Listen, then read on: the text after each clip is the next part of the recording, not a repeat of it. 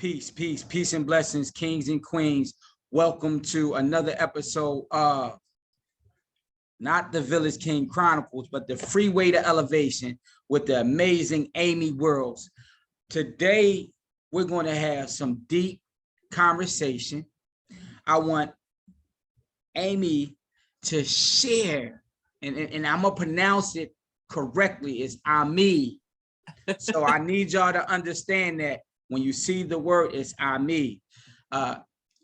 This brilliant queen has an extremely, you know what? Hold up. Let me do that. Aww. You know what? I'm gonna have them chop this out. Don't even worry about it. You're gonna edit. That's fine. Let's just flow. So I want you to talk to them and tell them a little bit about the amazing work you're doing around therapy, around helping people to shift, pivot, and really own their power. Absolutely. So my name is Aimee Worlds, and I am a self-mastery coach. And so I've been doing this for a little over 11 years. I started back in 2010, early 2010. My journey was one that was very personal for me. And so at that time I was in corporate, and that particular year was a year that I was getting really in tune with what made me happy, what was I here for? And because I knew that there had to be more than what I was experiencing on a day-to-day. But I knew that everything began with me. It began and then it would end with me. I had a responsibility of getting to or getting through what I was going through at that time. I was fresh out of a divorce. I was fresh out of corporate. And for me, it was about focusing on my family, making sure that I could mend my family and make sure that my girls, I have 3 daughters, that they could function in a healthy place with a healthy mind, a healthy physical body, a healthy spirit. And I knew it was my responsibility as a mother to exemplify that. So what did that mean for me? The first thing I started to work on was the physical. And that's where coaching came in for me. So I went to the Institute of Integrative Nutrition in New York.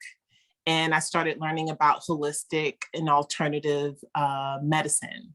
And through that, what I learned was, as much as it was a lifestyle change for most people, including myself at that time, that the actual change that I desired would not happen if something didn't change in first my mind. That my mind was wired a certain way, and that was going to be the first, I would say, scalable mountain that I had to get over, how I was programmed and why I was programmed that way. And so these changes that I wanted to implement in my lifestyle required me to have this inner discipline that I never had before, in a way that I knew that would be a positive thing, but for some reason it would be something so challenging that it would just kind of shake up my world. So for me, it was fitness. I live in Atlanta, Georgia. And if anyone lives here, they know about Stone Mountain. And Stone Mountain is just this really big old rock that used to be the primary location for Klans members to meet. That's a little bit of history. But currently today, it's in a urban area. And a lot of beautiful Black people tend to scale that mountain every single morning, and they run around it every single afternoon. So to run around it is 5 miles. To go up that mountain is 2 miles, incline only. And I started with my fitness journey, fitness and then eating differently. And once I got my certification from integrative nutrition, I wanted to help other people do just what I was doing. I was in love with it. And I learned when I started reaching out to my people of color, women primarily, that there were so many things that we already had going on in our bodies that was creating even more issues, whether it was diabetes, lupus, PCOS, you name it, things that a lot of Black women had been going through since they were teenagers. that was impacting their ability to be healthy today, the day that I was talking to them. And so it was going to be challenging, but I was willing to work with, and I did pro bono for many years, just working with women and getting involved. So that's just a background as to how I started my journey as a self-mastery coach, and then developing along the way. Throughout the years, I started learning hypnosis. I got certified as a hypnotherapist. Because again, I learned that the mind is where it all starts and begins and ends. And so the mind and the subconscious mind is something I really got interested in. And I evolved my studies from there and helping people that way as well. And it's just been a beautiful learning experience for me. I feel like I'm a lifelong learner. And there's nothing that I truly know, because when I think I know it all, I know nothing. And that keeps me very humble, but it also keeps me open to learning from other people and also expressing my perspective without being so rigid. You know what I mean? So that's a little bit about me. So that's a whole lot. And we're gonna really dig deep into some of this. But sure. Before we even get started, you mentioned 3 amazingly beautiful children. So would you just bless us and tell us one thing that you're grateful for? Oh, grateful. I am grateful for breath. And I know that might sound really different, but I'm grateful for breath. Breath is what I think we take for granted, that air that we get to inhale into our lungs every single second. Most people are shallow breathers, and I teach people how to take deep breaths. So I'm grateful for the ability to breathe. How about that? Just that core basic, taking that first whiff of life into your lungs. I'm grateful for breath. Wow. So it's kind of funny because I asked the question, but that was the very thing that I was going to share that I was grateful for. So I'm going to give something else that I'm grateful for. I'm grateful for the physical ability to be able to just experience, right? So as we talk about breath and we look at awareness and how awareness really allows you to not worry about what's going on in the future or what has happened in the past. It's that moment of appreciation for all that is and all that will be. And when you're in that space, you get to appreciate the power of how amazing the space that you're in really is. So I think breath and appreciation of the here and now is 2 things that really go perfectly together. And considering your vast background and what you've experienced as you walk this path of being a self-mastery coach, what I would ask you is, why self-mastery coach? From the perspective of why is it so important for you? Well, I think that's a great question, actually, because there's so many coaches today, right? There's a coach for everything. I promise you there is. But specifically for me, self-mastery means that that's someone who is aware, like keenly aware, and awareness is the foundational pillar to self-mastery, but someone who is self-aware enough to know that I am the key element into this whole puzzle of life. And if I don't work on me and I don't learn about me, none of it is going to make sense.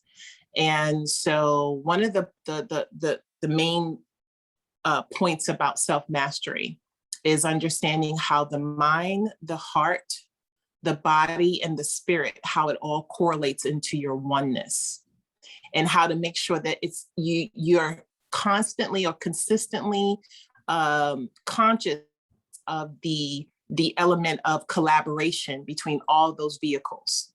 So what I mean by that is a lot of times in the world, we kind of praise people who are head heavy, logical, just mind heavy versus heart. We don't trust the heart. The heart gets broken. A lot of times people feel like when you make a decision based on your heart, it's a bad decision. And so we disqualify the heart. But when we have issues such as trauma, we have issues such as procrastination, fear, all of that sits in our heart space and it needs to be worked out. So there's a collaborative effort that has to take place between the mind and the heart. They need to talk to one another. They need to connect. There's an alignment that both of those elements are seeking so that we can feel like we're in alignment and we're walking in integrity for what we're supposed to be doing. So if the heart is dismissed, if the heart is underestimated, the body feels it. So that comes where the body begins to feel confused, disoriented, unheard, detached, all those things, because the heart is being ignored. And so there's a synchronicity that's supposed to take place in all of us. And that's what self-mastery is about. It's really about getting synchronized from the inside out. And I feel like that's just super important. But most importantly, when I'm working with people, that always comes up. So I said, you know what, let's just work on the self. The finances, all of that, all the extra stuff that coaches does, it kind of always comes back to the self anyway. So how about I help people really connect with themselves? And that's why self-mastery is my niche, so to speak. Powerful, powerful, powerful. So as you give the analogy, and I think my own experience, oftentimes, as you just stated, I find that we place a lot of emphasis on IQ or left brain thinking, analytics, and very little time on the power of emotional intelligence. Yes. And what I've learned is that all successful businesses are tied to our ability to be high emotionally intelligent leaders. Yes. When you can connect with people, and I can't say this without sending a special shot to the late great ancestor who said, people will forget what you say, they'll forget what you do, but they will never forget how you made them feel. Maya, yes. Yes, I was going to say, that's the late great Maya Angelou. This whole young people in particular have been conditioned to focus on learning everything, and really we can't even call it learning. What we will call it is digest and regurgitate information. But true learning is the ability to not just regurgitate it, but understand it in a way that I can apply it in any situation. So I'm so glad you talked about that in particular, because when we can do that and we ensure that our leaders are leading from a place of self-mastery, then I won't feel threatened by any person asking questions, because that's the very intent of learning something. If they don't ask questions, then how will they absorb it? Because we all learn differently. There you go. I love that. And self-understanding is something that gives you grace to understand everything else. Again, it's about interconnection, right? So usually when people are coming to me, they're trying to understand their behavior. And even though they say, I want to understand why I do what I do, when you get them talking, they're talking about everyone else's behavior. And so to get them to get some introspection is helping them to tap into their intuition. Like they have, yes. You got to go in. You got to go in. And when you go in, you begin to understand why you did what you did, because you understand why you think the way you think. You understand why you make the choices that you've made, why you're constantly making those decisions that may be self-sabotaging yourself. But you have to understand you. When you begin to understand you, your light and your dark, the goodness of you and the darkness of you, right? Because we will dual creatures. We understand that there's things in us that are righteous and good, and then there's things in us that are not so good at all. But when we understand it, we can appreciate the totality of ourselves. And it's something very humbling about that, because then you can look out to everything and everyone else, and you begin to understand them better too. You begin to have more grace for them. You begin to have more compassion for people and things, you know what I mean? Because you understand, okay, well, they have their own element going on. But it starts with self. And if you haven't began that journey with really understanding yourself and appreciating all of you, then it's really hard to truly manifest that with everything and everyone around you. It's going to be very challenging, because you'll always be grading other people based on what you would do if it was you. Well, if it was me, I would never talk to someone like that. I would never disrespect. But do you understand yourself and why you're that way? Because once you really do, then you'll have more grace and compassion for that person who doesn't do it your way. You get what I'm saying? So it's inside out. Look, you just hit, and this is, you got golden rule and you got platinum rule. The golden rule says do unto others as you would have them undo to you. The platinum rule says do unto others as they would want you to do to them, right? So this is not about just because this is how I would like it, which is exactly what you just said. And when I listen to the direction that you're moving in this conversation, I often tell people this: the most amazing thing that you can do is know who you are. And once you know who you are, no matter what direction you're going, nobody can send you to shift or pivot in a direction that's not in alignment with the direction that you would like to go in. And I mean that from a space, yeah, you're going to continue to learn. And because of that learning, it could influence which direction you go. But at the same time, it's not based on them just wanting you to go in a different direction. It's based on they gave you factual information that allowed you to make a critical thought, particularly with the fact that, and I'm gonna go back to something you said, we are spiritual beings in a physical body living a human experience. And so with that being said, that's that dark and that light that we all have within us.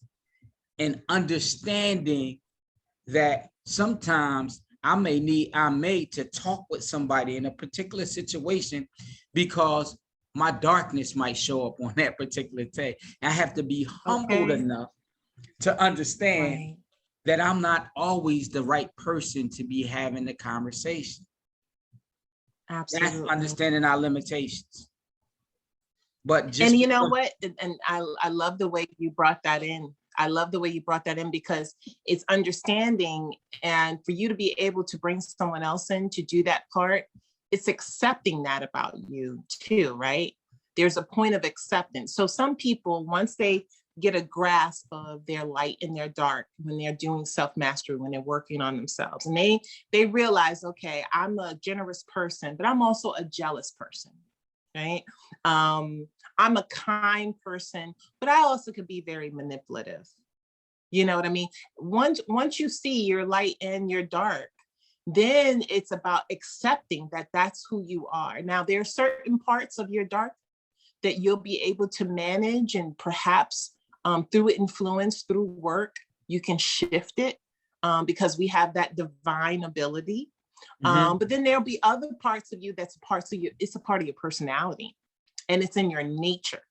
Just like, you can't get a tiger to act like a fish. Certain things are in people's nature. You know what I mean? And once you can accept your nature, Then you can be able to say, okay, I am a tiger and I am talking to someone that's a water creature. So let me get this whale to appeal to them, because I'm a land creature and they need someone, you know what I mean? You kind of understand your category, and you won't necessarily push yourself to do something that's outside of who you are, because you accept this is how I'm showing up. This is who I am. And there's just something very liberating about that, right? Because you're not putting a responsibility of everyone and everything on your shoulders. You're able to release it. And that's part of acceptance. When you really accept, you become liberated. You just look at yourself, the totality of you, and you're liberated by it. You're not burdened by it. You become liberated. And that's something in my work that I enjoy doing, is showing people that part of themselves in self-mastery. Well, you know, and this can be something that's daunting and difficult in the world that we live in, because we're often told to let's use a SWOT analysis, for instance, right? You know, we're gonna focus on our weaknesses and try to improve our weaknesses, as opposed to building up your strengths and leveraging. Because most people, if you know about a SWOT analysis, most organizations have had people take a DISC assessment. So I understand, to your point, I am a person who does really well in this area. We all took a team DISC assessment. So I know it's somebody where I'm weak at, they're strong at. However, we are not leveraging the tool that we use to be able to assess our resources in our organization, so that I can lean on a person whose strong point that is. And this is going back to that leadership component, right? We have to understand balance, right? Yeah. So if that's the case, and I know I do this extremely well, then I need to be able to allow them to do what they do extremely well, because we are, to your point, we are part of the collective consciousness. And so as such, when we work in harmony together, we produce results that are extraordinary. And so the work that you do is powerful. It is. And, you know, I love what you said there, because if you know that my strengths is your weaknesses and vice versa, to lead point, right? Or sharpen those leadership skills. And so I try not, I kind of look at people like a round table versus this triangle, that, you know, this hierarchy of things. I don't think that. I think the human spirit is really a circle. As a matter of fact, if you look at old symbolism, ancient symbolism, it usually refers to circle when it comes to community and people. We're circle. And in that circle, there's going to be times when one person will lead and another one will fall back. And then other times when the person who falls back needs to come forward and the person who's leading needs to fall back. And then each other, we can recognize the leader and the follower in one another. There's no bumping of heads and clashing of, I got to be out in front because I'm everything to everyone. You're not. Our humanity fixes that way. You know, our humanity makes it that way, where there'll be times when, like for instance, in school, math was always my weakest subject. You know, I suck at math. However, every other subject outside of math, I was pretty good at. My closest friend was great at math. So, you know, if it's a topic that has to do around numbers, and I get silent because that's not my strength. And, you know, the person who's great at math is going to lead that discussion. They're going to lead that topic. I don't have to feel like now I got to become the expert in math. That's just not what I do. That's not my strength.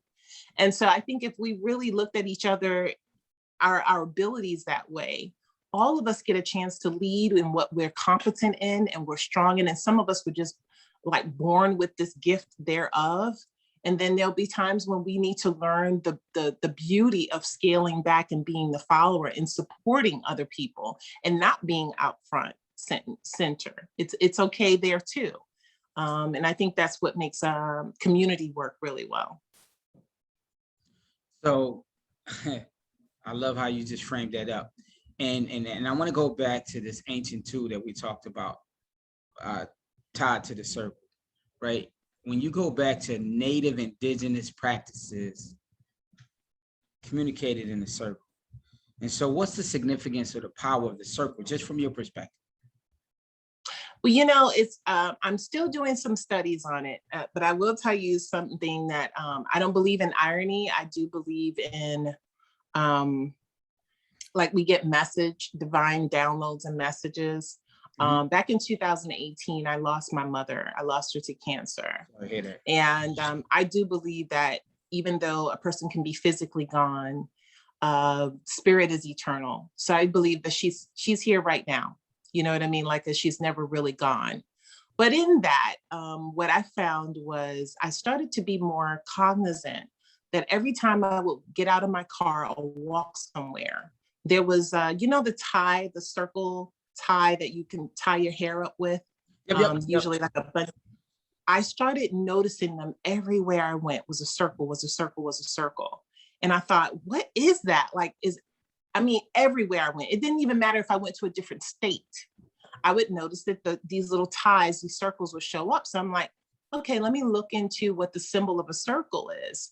And depending on the origin on which you're studying, circle can mean family, it means life, it means rebirth. There's so many meanings that come based on indigenous understandings, right? But for me, I dreamt of a circle that was intertwined and it just kept going, and then it would just open. I'll have to send you the symbol. And I'm actually going to adapt that symbol to my business because it means to look within. It means to go within. So circles have many meanings depending on where you're studying origin, but it always is a positive thing and it's universal. So planets are circular, you know, if you look at our cells in a microscope, it's circular. Yes. You know, so the circle has so many significance to the cell, to life, to heavens. It just depends on where you're defining it, what origin you're looking at. Love it, love it, love it, love it. So here's the thing. Well, one quick perspective for me. What I love about circle more than anything is that the actual circle has no beginning and has no ending. It's continuous. It represents evolution. Now, I can be in a circle and be at a beginning and somebody can be at the end, but that circle will continue to do exactly as it's done, go in a circle. So, you know, for me, it represents reciprocity and completeness, but completeness being in incompleteness, because again, life will always continue to go in that circle. And to your point regarding your mind, Mom, we know that energy never dies, right? It just regenerates. So powerful way of explaining that just a minute ago. And so as we move in that direction, one thing that I would ask, as you're coaching, as people are evolving, I'm stuck in my own habits. I'm getting in my own way. I keep repeating the same cycle that makes me frustrated, irritated, angry, and don't understand why this is going on. And you help them to evolve that, which is, now you're a self-mastery coach, but in our communities, the term mental health is a term that's taboo. So I want you to tell me, from your understanding, why is that? And what are some of the myths associated with therapy? Two-part question. Oh, that's a powerful question. Mental health, I think we're such a spiritual people, without even saying we're such a spiritual people, is that we like to give the duty of the mind to the divine. I think that comes back to before enslavement. We've always been that people that really understands that the mind is a divine case. And with that, unfortunately, throughout the last few centuries, specifically here in America, with the brainwashing of religion, a lot of times we've given issues of the mind over to, let me just pray to Jesus and we'll just pray it all away. It'll just go away. And in our family structures, when we've recognized that something is wrong, there's a fear and an unwillingness to really peel back the layers and look at what's happening here, and accept it for what it is. There's a fear that comes with mental illness. There is an inadequacy, almost like if I acknowledge that person has a mental illness, what does that say about their parents? I'm sorry about that. It's almost like if I acknowledge that uncle had this problem, what does that say about my grandmother? Maybe she did something wrong. You know what I mean? So there's this very erroneous connotation to mental illness. And a lot of times our mental illness really stems from PTSD, trauma, things that has happened in its generational cycles. What I find, fast forward, is when I'm looking at someone or talking to someone and they've dealt with mental illness, a lot of times there's no name for it. They just feel like it's behavior toward them. And they've internalized someone else's mental illness, someone else's mental issues. They've internalized and made it their weight.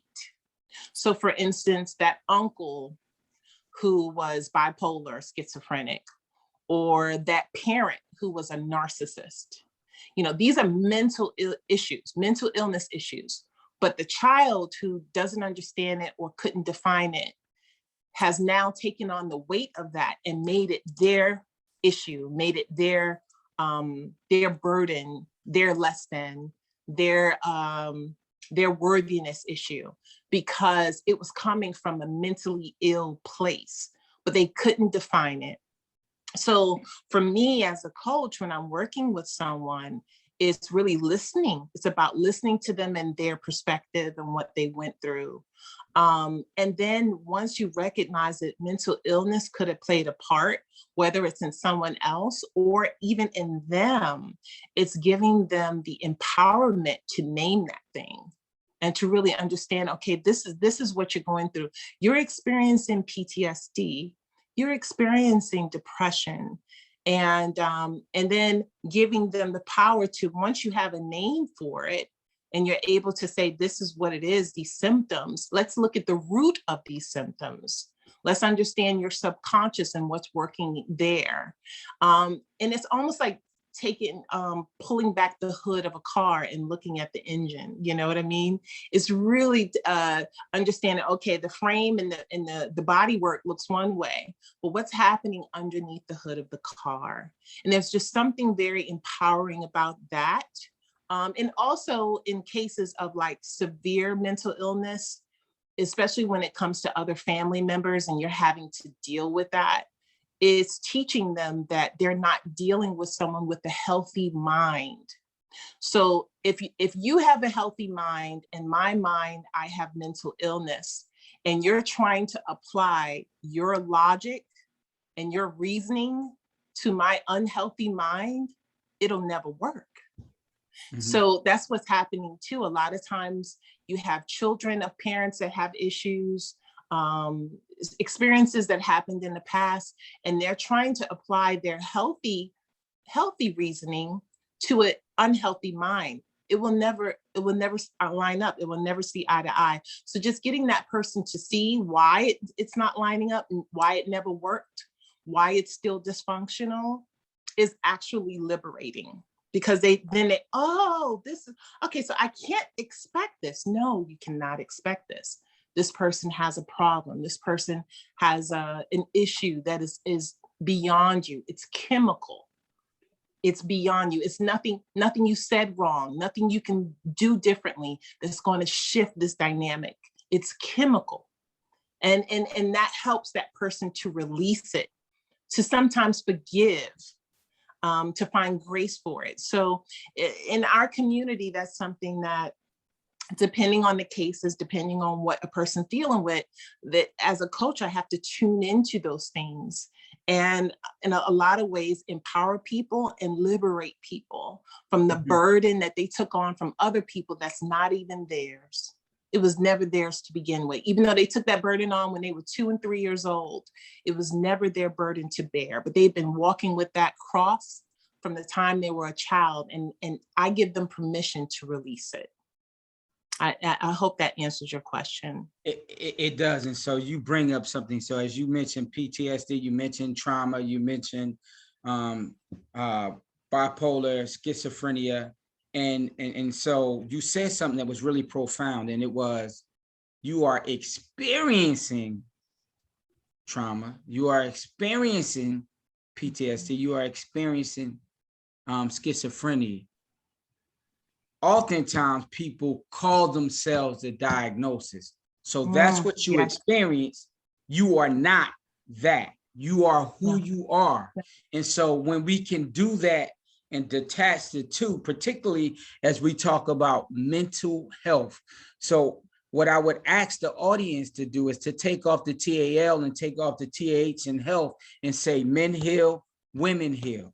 Because the minute we shift and look at it from that perspective, you know, so scripture says the power of life and death are in the tongue. And so if I speak into the universe that I am what I'm experiencing, then I become what I also conceived in my mind. So we have to prepare them. And that's what you do as a self-mastery coach, to help them become aware. Once I become aware, then I can authentically acknowledge that this is what I'm experiencing. Now I have to leverage and utilize the tools to help me to navigate through what I'm experiencing, right? And so I would ask you now, once you help them to identify whatever it is their experience is, what tools do you use or leverage to help them navigate that particular space so they can step into their own power? Oh yeah, that part right here, what we're talking about is what I actually adore and love, is because so there's plateaus to self-mastery. One of them is exploration, the other is discovery, because a lot of times people have lived in the paradigm of others and they haven't discovered what's truly their truth, what's really theirs, right? So we have all come up in a paradigm, and our parents unknowingly, unwittingly, a lot of times, but they've created conditions that were, again, not ours, that they don't speak to our truth necessarily. Getting people to really understand themselves and really engage, again, their light and their dark, really get clear in understanding themselves is one phase, right? But in that phase now, we're going to look and we're going to explore and discover parts of you that you have forgotten. And I say forgotten because we all, I believe, arrive here on earth intact. Our souls are intact. And then people get a hold of us. So we forget the gifts and the talents and the beauty that is essentially ours from the time we came up on this earth. So I may have them to explore that through meditation and prayer work, fasting, and that's something that's really powerful, as well as just exploring language, exploring the body. I'm actually, I have a book club right now where I'm working with women who are, learning the power of their female bodies and how they've detached from their wombs. They've detached from understanding the power of their womb. So if I don't understand the power of my womb, my body, then my ability to pleasure as well as to receive pleasure is going to be limited. And that's why you have sometimes in marriages and relationships where they'll be happy up until a point and then things will physically fizzle. And it's because that part of the woman or the man even cannot be cultivated in a healthy way. It was never associated in a healthy way.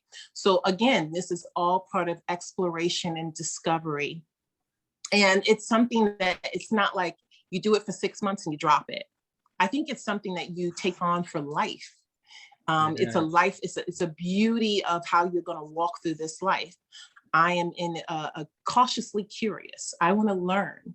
I want to be open to understand different culture, different people, different times, perspectives outside of myself, because now I can entertain these things because I know who I am. Ultimately, I'm going to see what resonates for me. I'm going to see what may remind me of something that, I always knew. But thank you for reminding me. So that part of self-mastery is a lot of fun. And I enjoy walking my clients through it. And in the process, a lot of them have dropped their 9-to-5 jobs and kind of gone after what their dreams are, become writers and, left the country and moved to a different country and is living, one client I have, she's living in Cuba. Now that I know there's a lot going on in Cuba right now, but that's where she wanted to be. But she figured that out through self-discovery and exploration. So, that's an ongoing thing, but it is something that I think we all should embrace at some point.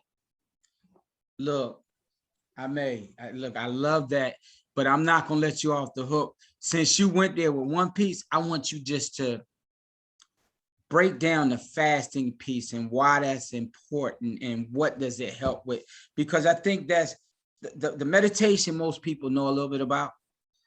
People mention fasting, but most of the time they fasting to lose weight, but fasting has been around since the beginning of time. And yeah. It has. As a matter of fact, I'm on a liquid fast right now, just in commemoration of my mother's birthday, because her birthday is on Saturday. So I started a fast. Fasting is something that is sacred. And the reason why it's sacred is because there is a yielding that takes place during a fast. So a lot of times we're constantly putting in food, and our body, our digestive system is working. It's processing the food, it's moving, it's chemically changing based on what we're digesting. But when you're in a fast, what it does, it allows your digestive system to relax, to breathe. It allows your organs to breathe. It allows blood to flow without giving it different signals. So it relaxes the body, and it allows the spirit to dominate, where in most cases, our physical body is dominating our thoughts. And what I mean by that is during fast, you hormonally are being balanced. So there's a shift, usually people, the first day can be the hardest day. But in my case, because the reason why I chose liquid is because I just want to take in life. I want to take in water. I want to take in chlorophyll. I want to take in just life, but not eating, not meat, not anything that's going to cause my digestive system to work overtime. For me, it's just about having flow. But in the yielding of the physical body, now the spiritual body comes forward. The spiritual self comes forward. So what a lot of people start to experience when they fast is they start to see visions sometimes, or they'll dreams and they'll dream and they'll have like lucid dreams, more vivid dreams. They can see more when they're sleeping and unconscious.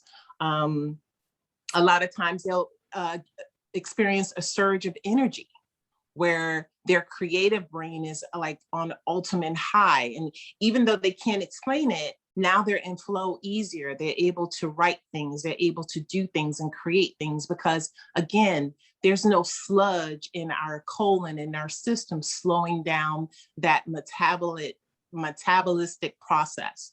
It's just your body is leveling out. Your physical self is becoming like just still. And then the spirit begins to do what it does. And it's multidimensional, but it's so helpful. In ancient times, that was like the norm. You know, you didn't eat 3 meals a day and, you know, lay back on it. You weren't snacking throughout the day. You ate based on needing energy, you know, and a lot of times we're in this sedentary type of lifestyle where we're not moving a lot, but we're stuffing things in. And so you're not burning it. You know what I mean? So fasting just allows your body to just kind of balance out a bit. And it allows your spirit to come forward. And it's just a beautiful, beautiful thing for me. So I usually combine fasting with meditation and prayer because I get a lot more clear. I get downloads about myself, about things I need to do, moves I need to make. I do a lot of writing, but I get very, very clear. So I try to encourage people to kind of embrace that ancient schedule for themselves and do it at least 4 times a year. I think it would be helpful as long as you can. But it's just something that I think people in America, we underestimate the power of fasting. So you really could. One of the things that clarity is so yes, aligned with fasting. And to your point, like, so I'm like you, I definitely think at least 4 times a year. For myself, at least once a month, I normally oh fast wow, from anywhere from 3 to 7 days, depending on. very good. Yeah, but like you said, your creativity is just through the stratosphere, right? Oftentimes we say we want to shoot for the stars, but really when you're fasting and you're in that zone and in alignment with mind, body, and spirit, you're not shooting for the stars. You standing in the stars and shooting for what you can't see. Because at that point you understand your potential is infinite. And once your creativity is infinite and aligns with the infinity tied to the universe, what you can accomplish is just beyond thought in the Absolutely. physical space or the physical plane. So It's beautiful. I mean, you think about the whole idea of your body getting to a place where it can relax, just relax, because hormonally we have receptors. We're always receiving information. This is why people have moods. This is why they say, I don't feel like it, or I feel a certain way.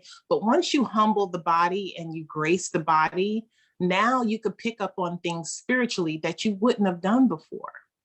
Again, the spirit begins to come forward because now spirit is carrying you, wherein before perhaps your body was carrying you, the hormones, your receptors, everything physically was carrying you. You're connected to the physical world in such a way. Well, you give some time fasting and the spirit comes forward and it carries you, and it makes you a lot more sensitive to what's happening around you, but most importantly, what you need to know as an individual. You're able to get messages a lot more clearly and easily in a fasting state. wow. Yeah. Wow. So when we sit here and we listen to how sharp you are in terms of your expertise in mastering self, question I would ask you is this: what makes you proficient, right, at what you do, and how do you continue to reinvent yourself? What it seems like to me must be daily to be able to continue to raise the level of awareness in terms, because as you master yourself, you also said you're a lifelong learner, which means you're always improving yourself. So you have to constantly be remastering yourself. So Well, absolutely. You know, I think that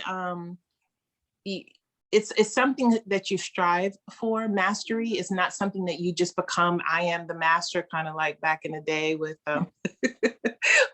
with Shonuff and you took me what back was that? there. The Last Dragon. That's it. You Shonuff. you know, I think the beauty of the field that I've chosen is that it creates for me a humility of understanding that it's something to rededicate myself to every single morning. I rededicate myself to the awareness that there is something within me that I need to learn, that I need to change, that I need to be willing to, deny, something that needs to die within me. There's just heightened awareness, and in doing so, I also recognize that for every time that my spirit is promoted in some way, there's a test that comes with that. So a lot of times my walk is preparing for the next test. I'm paying attention to what comes to me on my journey, whether it's people or circumstances or things. I'm paying attention to that because ultimately there will be a test. And in that test, whether it's a hardship, a challenge, something that I must do, that's where the promotion of spirit comes in. You know what I mean? I have to be willing to, accept that there'll always be a test to get me to the next level. So I'm not going through a test every day, but I'm paying attention to what's coming to me on my journey. What am I learning about myself on my journey? What did I dismiss about myself that I need to pay attention to? So it's just this heightened level of awareness and learning about my day to day that I rededicate myself to every single morning. Again, it comes with, I lay in bed when I open my eyes, I'm aware I've been given another chance, another day. And in that humility, that gratitude, it's like, okay, now how do I want to proceed throughout my day? What am I to do? How do I impact others? What do I need to learn about myself that shouldn't be there? And how do I work through that? So it's about the journey. It's really about the journey. Wow, powerful. So as you was just eloquently saying that, I just realized we went to the same university. And you didn't speak to the university, Really? but we went to the University of the Cosmos, life. And that's where we learn those lessons. And to your point, as we move on our journey, the reason we repeat bad things that happen bad for us because we didn't get the lesson in that moment, which is why it's important to take time and just to master yourself and pay attention to the experience so that we can correct them, because once we correct them, then we elevate ourselves.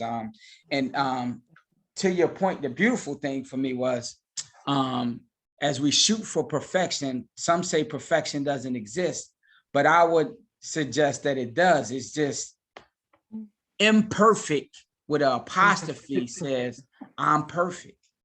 And so when we look at it, we're all perfect in our own unique ways. And we have to learn to appreciate that. So, wow. Like, thank you for like the last piece, but really for this entire episode. And as we move through this and move to a close, what I would ask is this: what would be your call to action for others to be able to lean into their greatness tied to self-mastery? Let's give them absolutely three. Let's give them 4 bullets if you can. Oh, okay. So the first thing it would be self-love. Fall in love with yourself. Fall in love with yourself. That's something I'm constantly teaching people, how to fall in love with themselves. That's very important in self-mastery, and it's something that we need to see more of in the world. Self-love is not being self-absorbed. It's not selfish. It's being able to say that I'm so full of love within me that I can now pour into others. Biblically, it says, love thy neighbor as thyself. So if you have no love for yourself, then you don't know how to properly love your neighbor. You can't even begin to. So self-love is something that really jumps out for me. The second thing I would say is be willing to say, I need help. being willing to reach out for help, being willing to be able to say, you know what, this is something that I could use more. I could use more insight. I could use more wisdom. I can use someone to hold my hand. So I would like to see people do that more. And I know it's a humbling thing, and sometimes people feel like no one is willing to help, but I think it's something very courageous. Are you there? Yeah, I think it's something very courageous about being able to say, I need help. I do. I think it's very brave. Another thing is the willingness to be vulnerable. So we had a great conversation today, but I think what made it beautiful was that we were both able to be vulnerable. Mm-hmm. Have it all right. I don't get it perfect every day, but I'm willing to work for it. And I see you, despite my flaws, despite your flaws, I see you. So there's something beautiful about being vulnerable.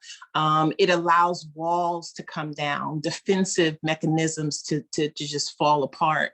Something about vulnerability that is a strength. It's not a weakness. I think a lot of times we feel like to be vulnerable is exposing our weakness, but it actually is a step of strength. So vulnerability, I like to see people do that a little bit more, or practice vulnerability a little bit more, because it allows those blessings to come in your life that you really need them. And because we need each other. Mm-hmm. And then the last thing I would like to see of people is to really just cherish community more.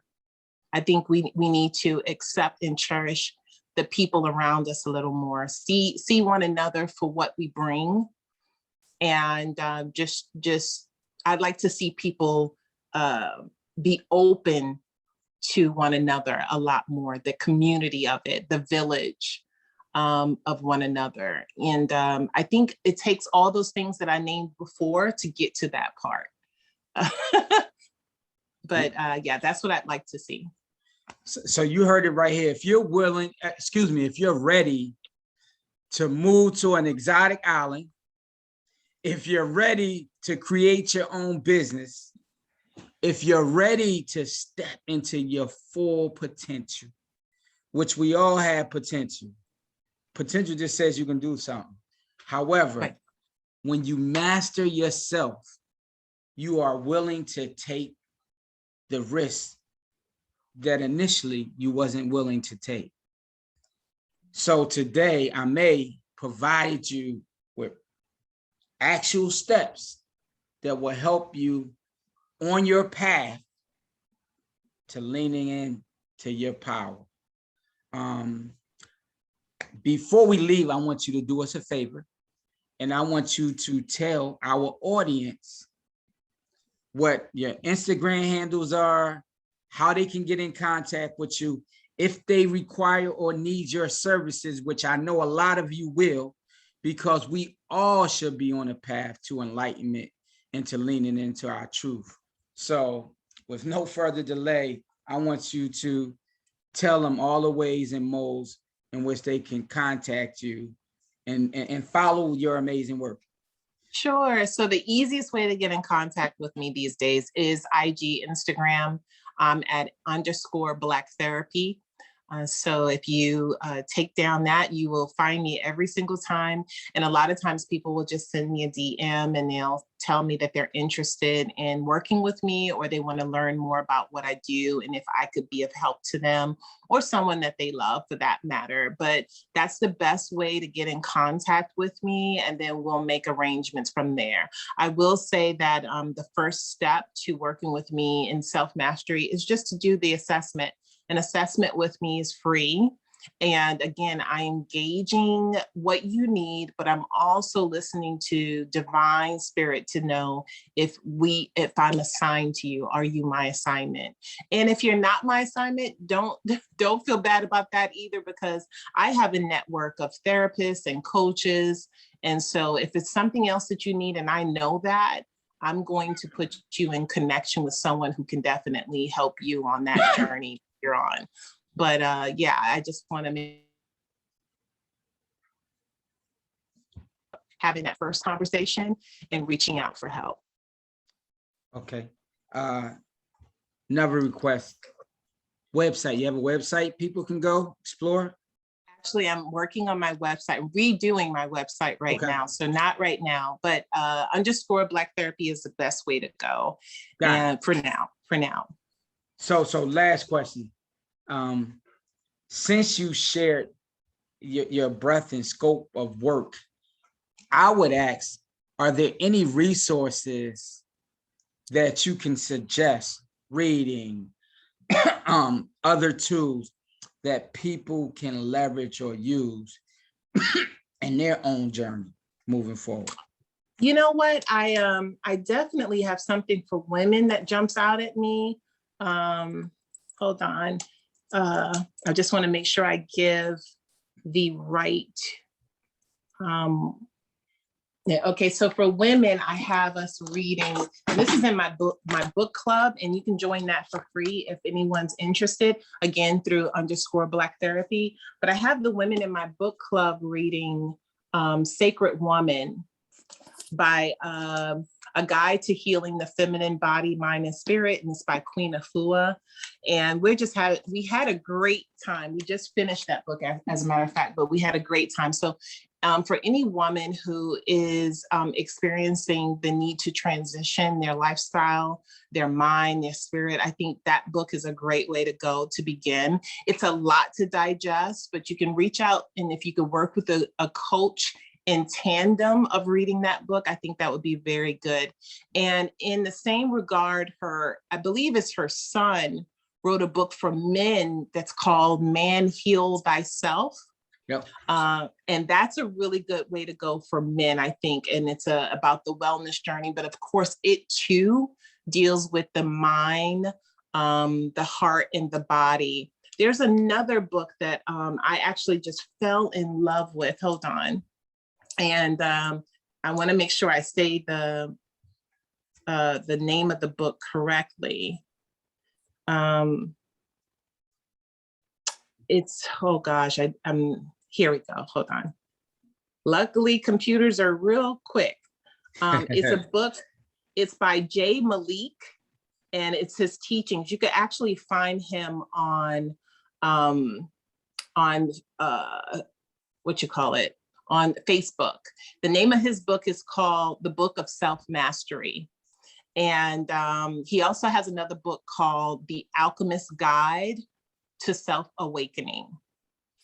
Those two books are awesome. He's a great writer, but most importantly, he puts out videos every week that I think you would find edifying to learning and to just understanding more about self-mastery. So that would be someone that I would suggest if you're interested in understanding the path of self-mastery. Those two books are excellent. It's The Book of Self-Mastery by Jay Malik, and also the Alchemist's Guide to Self-Awakening by Jay Malik. He's awesome. Y'all heard it. We had a brilliant guest in the building who's not a guest, she's family. Go follow her on Instagram, support anything that she's doing, join her book club, women, and make sure you take an opportunity and explore those books that she shared and put into practice the 4 practical steps that she provided that will help you on your path to self-mastery. Peace and blessings. Y'all have a blessed day, and we'll talk with you soon.